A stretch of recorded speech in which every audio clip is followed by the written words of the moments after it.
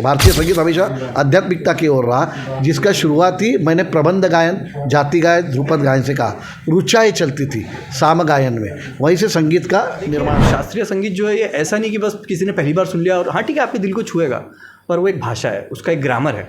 इसमें अब भारतीय संगीत में और पाश्चात्य संगीत में फ़र्क क्या है? तो पाश्चात्य संगीत में पैर थिरकते हैं, बाकी लोग पैर और हाथ लेके निकलते हैं, लेकिन भारतीय संगीत में गर्दन हिलती है। आप देखिए तो वो मन को छूता है, वो आध्यात्मिक अनुभूति देता है। बच्चे को एजुकेशन ही नहीं है, वो कैसे अप्रिशिएट करेगा, वो कैसे बोलेगा कि हाँ ये संगीत अच्छा है? उससे तो डीजे का ही संगीत पसंद है। ब्राज़ील देखिए, जर्मनी देखिए, सब भारतीय संस्कृति की ओर जा रही है और भारतीय संस्कृति का ज्ञान बटोर रही है, गीता का ज्ञान बटोर। सबसे पहले तो भाषा को अगर समझना है तो सिर्फ मुद्दे की बात एक है सर, कोई भी भाषा उतनी प्रबल तब रहेगी जिस भाषा में ज़्यादा पैसा एक्सचेंज हो। भाषा के नाम पर जो हो रहा है, तो भाषा हमेशा काल के समय के मुताबिक बदलती रहती है। अब जिसको अपना फ़ायदा करना है वो अपनी अपनी दुकानदारी मत करो। ठीक है भाई, हिंदी में आप इंग्लिश के खिलाफ क्यों नहीं बोल रहे? अंग्रेज़ जो आए थे वो तो आक्रांता थे, उन्होंने हमारे देश के ऊपर में जुल्म किया है, पर क्या आज आप किसी बच्चे को अंग्रेजी से दूर करेंगे? किसी को डर लग जाता है कि मेरी कुर्सी जाएगी, तो उसको बचाने के लिए वो किन प्रकार प्रयास करता है। मुझे बताइए संगीत में कौन सी भाषा है? अगर आप एक इमिग्रेंट है, अगर आप कहीं से कहीं जा रहे हैं, तो आपका भी मुझे ऐसा लगता है धर्म बनता है कि आप वो कल्चर को जाने, वो भाषा को जाने, उसको सम्मान दें अगर आप उन लोगों के साथ में रह रहे हैं तो ये, पर ज़बरदस्ती कोई नहीं। डॉक्टर प्रशांत गायकवाड़ जी, आज का जो ये प्रोग्राम था इसको कैसे देखते हैं? आज का जो ये प्रोग्राम तो ये काशी हिंदी विद्यापीठ वाराणसी ने के समन्वय से परिवर्तन योगेश जी ने, जिनकी सुदर्शन सभा नामक संस्था है, इसके जरिए किया गया। जो लोग अपने अपने क्षेत्र में उच्च कार्य करते हैं, जिनकी तरफ लोगों का ध्यान नहीं है या जिनको एक प्रोत्साहन मिलना चाहिए, उसके लिए वो उनका कार्य देखकर उन्हें विद्या वाचस्पति, जो हमारे देश में बहुत पहले से चलते आ रही थी, इस डिग्री से सम्मानित करते हैं विद्यासागर जी से। परिवर्तन योगेश, योगेश्वर कहते हैं श्री कृष्ण जी को, सबसे बड़े योगेश्वर उन्हें ही कहा जाता है।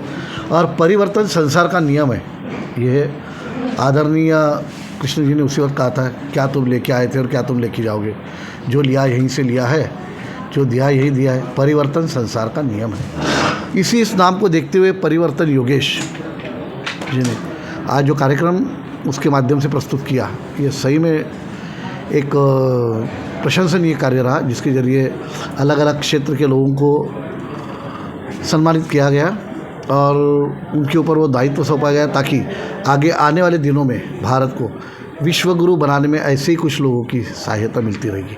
और यह प्रोग्राम गुरु पूर्णिमा के दिन रखा गया। गुरु पूर्णिमा ये वेद व्यास जी के जन्मदिन को मनाई जाती है। व्यास जी ने अब जो भी रचना की थी, आपको पता है, वेद महाभारत की रचना की थी, और व्यास जी का जन्म कैसे हुआ, क्या हुआ, आपको सारा कुछ महाभारत का पता है। और उसी वक्त कृष्ण ने रणांगन में बैठकर भूमि पर खड़े रह के आधे घंटे में आदरणीय अर्जुन जी को गीता का ज्ञान दिया था। बस इसी गुरु पूर्णिमा को ध्यान में रखते हुए उस दिन इस कार्यक्रम का आयोजन करना अपने आप में इस दिन की विशेषता को और बढ़ाता है और लोगों के मन में सत्य सनातन धर्म क्या है। सत्य सनातन धर्म का कोई निर्माता नहीं है, ये तो शुरू ही हुआ सृष्टि के आरंभ से, और इसका ना कोई निर्माता था और ना कोई एंड करता रहेगा। ये तो प्रकृति के साथ चल रहा है और ये विज्ञानाधिष्ठित है। आप देखोगे सत्य सनातन धर्म को तो ऐसे में ही गुरु पूर्णिमा के दिन रखकर गुरु की महत्ता करके, और गुरु पूर्ण माँ को कहते हैं, इसे गुरु पूर्ण माँ होती है। तो इस तरीके से इसी दिन को एक कार्यक्रम रखते हुए इन्होंने भारतवर्ष की परंपराओं को, भारतवर्ष के ज्ञान को सारी दुनिया के आगे रखा है और इस क्षेत्र के लिए जो लोग कार्य करते हैं उनका सम्मान किया हुआ है, ताकि और वे इस चीज़ को प्रचार प्रसार करें। भारतीय सत्य सनातन तबला वादन, सारंगी वादक ये हमारी भारतीय संस्कृति का हिस्सा रहे, लेकिन आजकल के संगीत वादक जो हैं वो पश्चिमी सभ्यता के संगीतों की ओर ज़्यादा ध्यान दे रहे हैं, उनको क्या कहें? हम इतना ही कहेंगे। सबसे पहले तो मैं ये बता दूं कि हमारे यहाँ तबला पहले नहीं था, सबसे पहले था ध्रुपद, धमार, प्रबंध गायन, जाति गायन, जिसके ऊपर पखवाज या मृदंगम बजता है, जो मिट्टी से बनता है। तबला अभी का रूप है। जब भारत पर पश्चिम आक्रांताओं का आक्रमण हुआ तब तबले का आविष्कार हुआ है। तो तबले को हम यहाँ ये करेंगे क्योंकि हमारा तो खूब गिनीज वर्ल्ड रिकॉर्ड है, उसमें हमारा डिलेट भी है। अब बात आती है कि आपने जो सवाल पूछा हमें, कि आप फिर से अपना सवाल दोहराइए। इन संस्कृति को भूलकर पश्चिमी देश में आपको हम एक ही कहेंगे, भारतीय संस्कृति ये आध्यात्मिक संस्कृति की ओर जाती है। भारतीय संगीत हमेशा आध्यात्मिकता की ओर रहा, जिसका शुरुआती मैंने प्रबंध गायन, जाति गायन, ध्रुपद गायन से कहा। रुचाएँ चलती थी साम गायन में, वहीं से संगीत का निर्माण हुआ है। तो उसमें यज्ञ के वक्त गाया जाता था, नाच के वक्त गाया जाता था, हर इसमें हमारे 16 संस्कार होते हैं। तो शुरू में भी है कालिय मद मर्दन कियो कृष्ण कुंवर नंदलाल, नृत्य काल तलपद घात से प्रकट भय सबसार। तो आप देखोगे 16वां संस्कार हमारा कौन सा रहता है, अंतिम संस्कार जिसको कहते हैं। तो इस वजह से हम आगे बढ़ते बढ़ते आपको लग रहा है कि भारतीय संस्कृति में बाहर की संस्कृति आ गई है, नहीं। थोड़ा पानी आया तो ज़मीन के अंदर जो कीड़े मकोड़े रहते हैं ना, ये थोड़े देर के लिए बाहर निकलते हैं, लेकिन फिर से पानी जाने के बाद में फिर से आप देखिए वह सब चली आती है और कृष्ण सूर्य का प्रकाश आता है और धरती फिर अपने परम चरम सीमा पर लहलहान यानी खुशनुमा उठती है, हरियाली हो जाती है इधर उधर और सारी तरफ आह्लादित बांधते रहते हैं। दिखाई दे रहे हैं, एक मशीन के ऊपर सारे म्यूजिशियन के सभी वादकों के धुन बज जाते हैं। हाँ, तो वो पर उसमें प्राण नहीं रहते ना, प्राण नहीं रहते उसमें, वो नाचते हैं उसमें। अब भारतीय संगीत में और पाश्चात्य संगीत में फ़र्क क्या है? तो पाश्चात्य संगीत में पैर थिरकते हैं, बाकी लोग पैर और हाथ लेके निकलते हैं, लेकिन भारतीय संगीत में गर्दन हिलती है। आप देखिए तो वो मन को छूता है, वो आध्यात्मिक अनुभूति देता है। आज सारी दुनिया अशांति के कगार पे खड़ी है और शांति चाहिए, शांति चाहिए। क्या शांति किलो के भाव से मिलेगी? 1 किलो ले लो, 5 किलो ले लो, 10 किलो ले लो, ये तो आत्मा का अनुभव है। इसीलिए भारतीय संगीत को हमेशा परमेश्वर की उपासना का साधन माना गया है।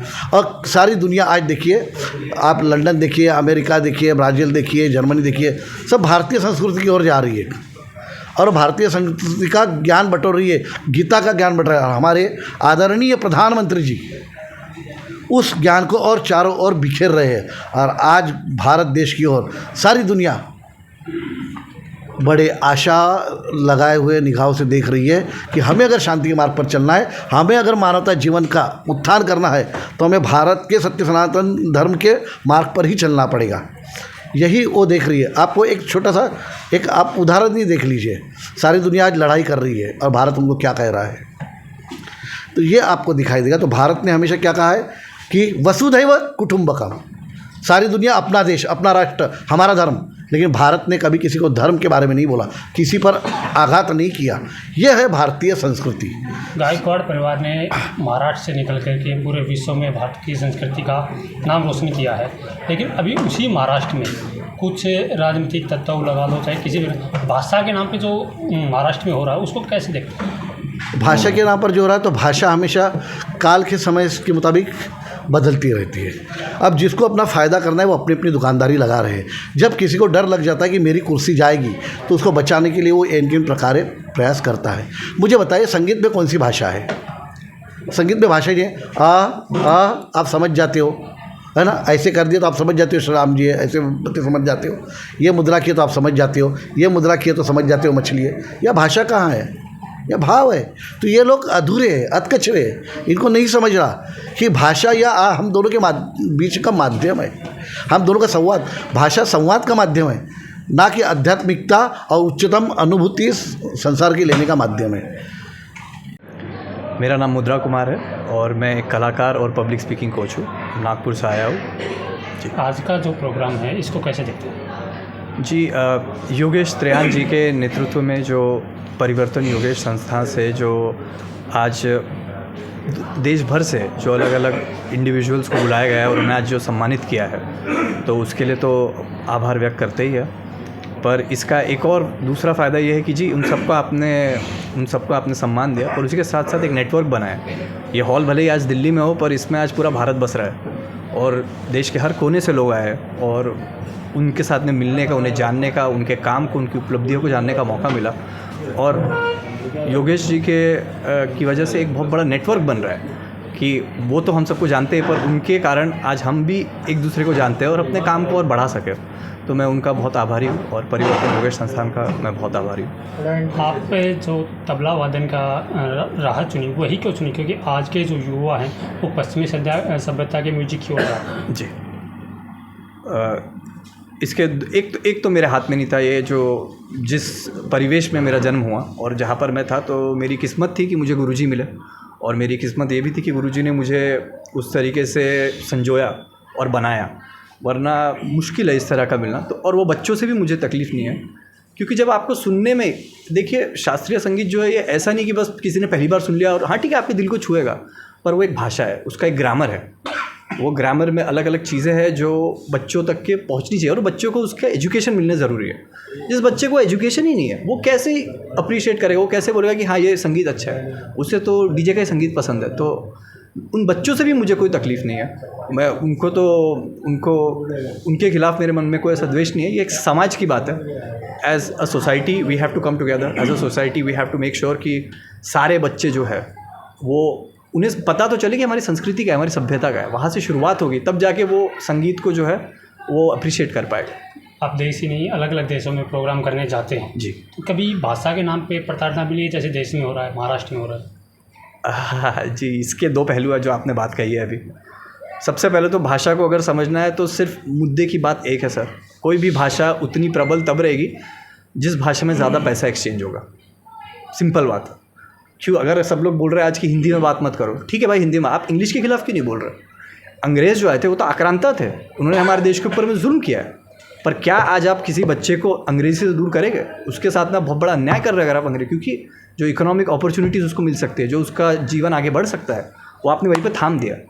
तो आप अंग्रेज़ी को तो नहीं कह रहे, तो फिर अगर हिंदी के अगर आप तरफ आ रहे हैं तो कहने का मतलब ये है कि सर आप हिंदी से ही बच्चों को दूर ना रखें, क्योंकि अगर आपका बच्चा भले ही वो मराठी भाषी हो, तेलुगु भाषी हो, तमिल भाषी हो, अगर वो हिंदी सीख रहा है इसका अर्थ ये है कि वो भारत के एक बहुत बड़े हिस्से से जुड़ पा रहा है। इसका अर्थ ये भी है कि उसकी इकोनॉमिक आर्थिक जो उसकी सुरक्षा है वो मजबूत हो रही है। तो इसको इतनी छोटी तरीके से नहीं देखना चाहिए। ये एक पहला पहलू हो गया। तो कोई भी कितना भी बोले, मुझे नहीं लगता कि कोई भी पॉलिटिशियन जो भी बात करे, आखिर में भाषा की प्रबलता का जो कनेक्शन है वो पैसे के साथ है। जो भाषा में ज़्यादा पैसा बनेगा वो भाषा उतनी प्रबल होगी। क्यों आज पूरी दुनिया के लोग आज जाके चाइनीज़ सीखना चाह रहे हैं? चाइना तो नहीं बोल रहा हम इंग्लिश सीखेंगे, है ना, वहाँ पे भी अंग्रेज़ थे, पर वो नहीं कह रहे कि हम इंग्लिश सीखेंगे। ये एक पहलू होगा। और दूसरा पहलू जो मैं इस बात का ये कहना चाहूँगा कि जो बाहर के लोग आते हैं किसी भी राज्य में, उनके ऊपर भी एक रिस्पॉन्सिबिलिटी है सर।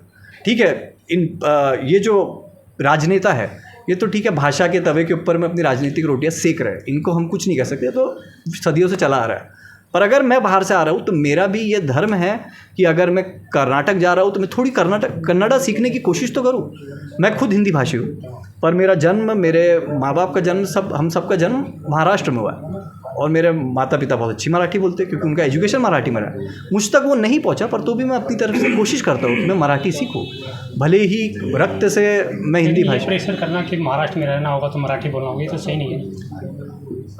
नहीं, सही तो बिल्कुल नहीं साहब। महाराष्ट्र भारत का हिस्सा है आखिर में, तो अगर आप जहाँ जा रहे हैं वो सब मतलब भारत, हम एक दूसरे में बसते हैं, तो ये कहना तो गलत है। तो जैसा हमने कहा कि ये तो राजनीतिक बात है, लेकिन अगर आप एक इमिग्रेंट है, अगर आप कहीं से कहीं जा रहे हैं तो आपका भी, मुझे ऐसा लगता है, धर्म बनता है कि आप वो कल्चर को जाने, वो भाषा को जाने, उसको सम्मान दें अगर आप उन लोगों के साथ में रह रहे हैं। तो ये, पर ज़बरदस्ती कोई नहीं है। आपको जो लगे, आप जिस भाषा में बात करना चाहे आप करें, अगर आपकी भाषा समझी जा सकती है तो।